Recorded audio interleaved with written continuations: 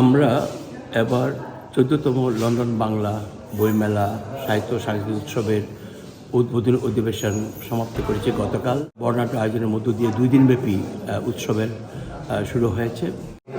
আমরা আসলে এই বইমেলাটি গত 13 বছর ধরে উদযাপন করছি। এবার হলো 14তম উৎসব।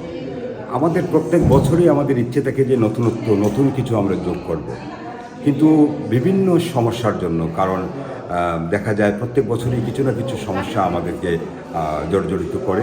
এবার আমরা চেয়েছিলাম এবারের অনুষ্ঠানে, এবারের মেলায় অন্যান্য বারের মেলার চেয়ে এবার একটি ব্যতিক্রমী দিক হলো যে আগে শুধু বাংলা একাডেমি বই নিয়ে আসতেন, এবার জাতীয় জাদুঘর এসেছেন, জাদুঘরের মহাপরিচালক এসেছেন এবং শিল্পকলা একাডেমি তাদের বই পাঠিয়েছেন। মহাপরিচালক আসার কথা ছিল, কিন্তু ভিসা সংক্রান্ত জটিলতার জন্য তিনি আসতে পারেননি। ব্রাডিয়াক সেন্টারে 2 দিনব্যাপী এই বই মেলায় দেখা যায় অনেক লেখক এবং যারা বই পাঠক আছেন বা বই প্রেমী আছেন তাদেরকে। এখানকার আয়োজকদের অনেক আন্তরিকতার পরেও এখনো যে বিষয়টি আমাদের চোখে আসে সেটি হচ্ছে যে আরও অনেক বই কেন পাঠকদের জন্য নিয়ে আসা হয় না। পাশাপাশি যেহেতু এটি বাংলাদেশের বাইরে, বাংলাদেশে অধ্যুষিত ব্রিটেনে বইমেলাটি অনুষ্ঠিত হচ্ছে, সেখানে নতুন প্রজন্মের জন্য অনেক ইংরেজি বইয়ের উপস্থিতি খুব কমই লক্ষ্য করা যাচ্ছে। একটু বিশ্ববিদ্যালয়ের সময়ের পিছনের ওই জায়গাগুলোতে ফেরত যেতে পারি, এই জন্য আসলে ভালো লাগে। আমার তো প্রতি বছরই আসি এখানে এই বইমেলায়।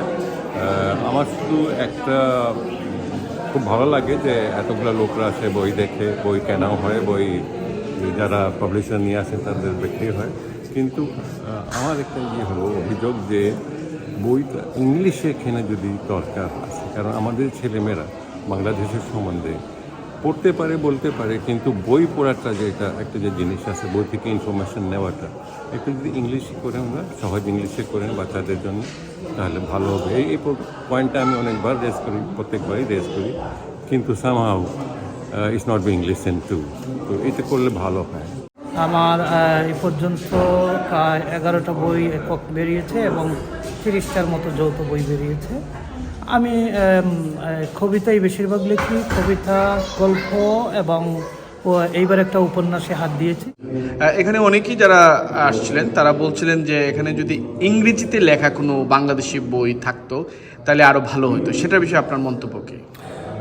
আপনার সাথে একমত। আমাদের এইটা আমরা অনুধাবন করেছি, গত বছর বেশ কিছু ছিল, হ্যাঁ, কিন্তু আমার মনে হয় কিছু আমাদের শিল্পকলা একাডেমি বা বাংলা একাডেমি এবং জাদুঘরের বেশ কিছু বই পুস্তক ইংরেজিতে অলরেডি আছে এবং বাংলাদেশ হাই কমিশনের স্টলে তো আছেই, অনেক আছে, কিন্তু আমরা আগামীতে এইটাকে মাথায় রেখে যারা দ্বিতীয় এবং তৃতীয় প্রজন্ম, তাদেরকে মাথায় যত বই ইংরেজি ভাষায় প্রকাশিত হয়েছে সবগুলোর কিছু কিছু কপি আনার আমরা অলরেডি সিদ্ধান্ত নিয়েছি। আরেকটি দিক হলো এই যে চিত্র প্রদর্শনীগুলো আপনারা দেখছেন, এই চিত্র প্রদর্শনী, এবং গত বইমেলা থেকে আমরা ছোটদের জন্য বিশেষ অনুষ্ঠান করে থাকি।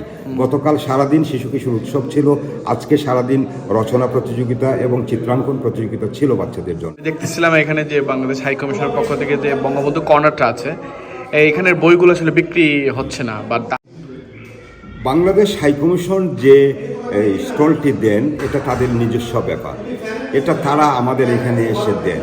তবে আমরা এইসব বইয়ের মধ্যে কিছু বই আছে যেগুলো বাংলা একাডেমি থেকে প্রকাশিত হয়েছে এবং শিল্পকলা থেকে প্রকাশিত হয়েছে। কিছু বই আছে বাংলা একাডেমির স্টলে গতকাল ছিল, এগুলো বিক্রি হয়েছে।